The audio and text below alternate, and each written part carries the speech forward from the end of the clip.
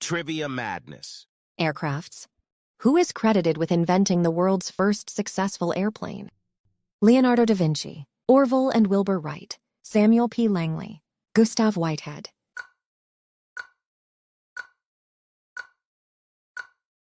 The correct answer is Orville and Wilbur Wright. What is the largest passenger plane in the world as of 2021?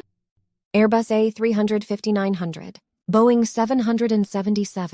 777-300, Airbus A380-800, Boeing 747-8.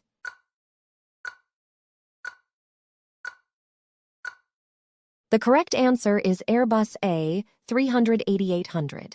Which aircraft achieved the legendary supersonic flight for the first time? Concorde, Bell X-1, SR-71 Blackbird, F-104 Starfighter.